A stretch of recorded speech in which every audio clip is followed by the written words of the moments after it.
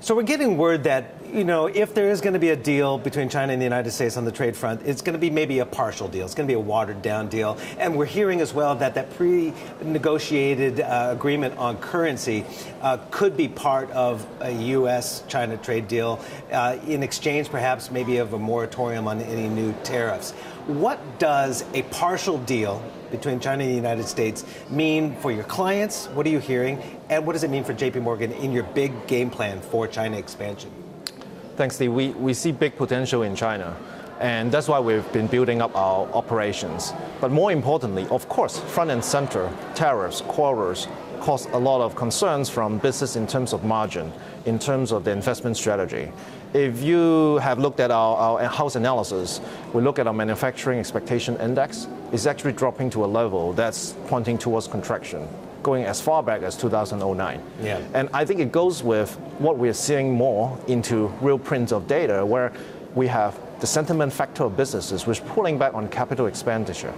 Pulling back on capital expenditure then have impact on other things, such as concern is further filter through consumption, and which is the bulk of the global growth engine.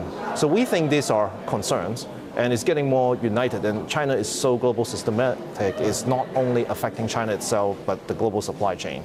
So those are the concerns, but goes without saying, the demand growth for the size of China, the opening up especially, and we'll talk about that, but it's the key to why we see the business opportunity, because most of our clients see this as a top priority. How detrimental is it, though, with the amplified noise that is coming out, whether it's the NBA issue, that fracas there? How more difficult does it make it for an American business trying to build in this country? I think it's actually a very pragmatic approach that China is deploying. I think the pressure actually gives China a good time, the country a good time to rethink the business model per se. And I think it's very well echoed by senior government leaders and regulators that further opening up, if anything, faster opening up is the way. And it's clear that the foreign players' shares has been relatively small, and an increment of that actually brings a lot of benefits to China, bringing in best skill set, expertise, global practices, and more in line with global investors, asset manager, and corporates. And this, in fact, is a very beneficial buffer to which any changes in supply chain, to the degree that it could be a negative impact, can be remediated through that exercise. But what does it mean for your ambitions? I mean, Jamie Dimon has made it a very clear stated goal that he wants 100% ownership in his ventures here. He scrapped the joint venture minority ownership structure a long time ago. He wants full ownership. Right now, in March of this year, you got approval to take majority-owned control of the securities venture. Also, we're hearing that your partner in fund management will cede control if you go 100%. Now, China has said they'll allow 100% control by 2020. That's coming soon. Where are you in that roadmap? Yes, we're going full force in. You look at our platform deployment, right? So yes, we have received our business registration license, and we're working through the whole approval process, getting through the inspection to hopefully get a green light for operation in due course as soon as possible. And to your point, we are working as collaboratively with regulators to answer all the questions, and we think that process is very professional and smooth, and we hope to hear back very soon. At the same time, our ambitions is to ensure we have full ownership, because that's the only way we as a firm believe we can really deliver a differentiating client experience through bringing our global scale and product expertise on the ground. Especially to your point, in the moment of market opening up, is actually really transformational. What are those negotiations or those talks, if at all, with the securities regulator and other authorities here in China like right now, as they've made the stated pledges to open up the market 100% by next year? But it's at a very difficult time in U.S.-China relationship right now. Are you getting any indication that this could be a bargaining chip for China? I don't think there's any impact to us, to our build-out. As I said, we are working closely with various stakeholders and regulators. We have joint interests to ensure our clients are well served, while that actually happens to help markets development in China. And I think it's critical for China to have a more developed markets infrastructure, financing capabilities, cross-border payment, and all those schemes fit completely into our client needs, and hence we're putting the investment. I think for that matter, we have seen a bumpy path, yes, on the tape, But in terms of our execution, nothing has changed, and dealing with the local regulators in our progress has been really smooth. Can you give me an indication of the hiring that you've already done and what kind of hiring still needs to be done and where? Sure, on the securities unit, it will start out with 100 plus people. But again, that's only a phase one.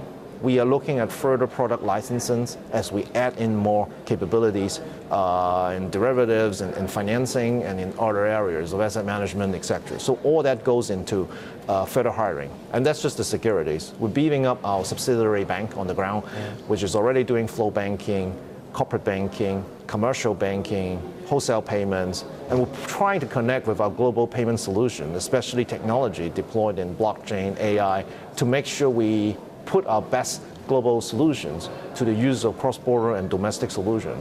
I think really it never could have been done without a market opening, and this is in fact, interestingly, the best timing for us to make sure we get this done first. And I think our client sees that. This is a very significant market for them. It's for most of the clients that are concerned with China, talking to us, is always their number 1, 2, 3 market. But the future potential of such has become, by and large, the number 1 demand market. I mean, I think JPMorgan, for the most part, has a blue sky outlook on China, obviously. But there are, of course, the ramifications of the trade tension. If it doesn't go well, the White House has already talked about the possibility, or there's lots of rumors in the market, that Trump might restrict or try to restrict U.S. capital flowing into Chinese companies or into Chinese financial markets. What kind of preparations would you make for that? Yes, as Jamie would have said, we're here for the long run.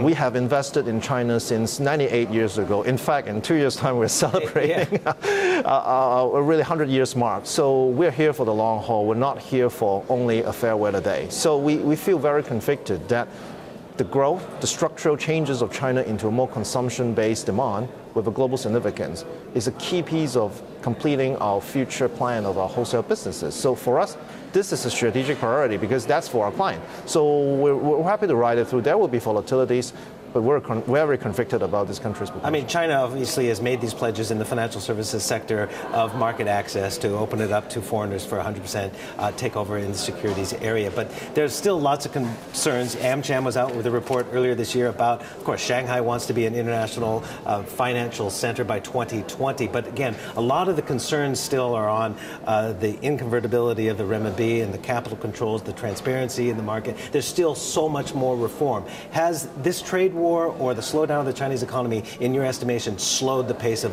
critical reforms to make China and Shanghai internationally financial capable? Steve, I think those are genuine concerns, and I do share those publicly and openly with partners in the regulatory space we work with, right? Convertibility is a big issue.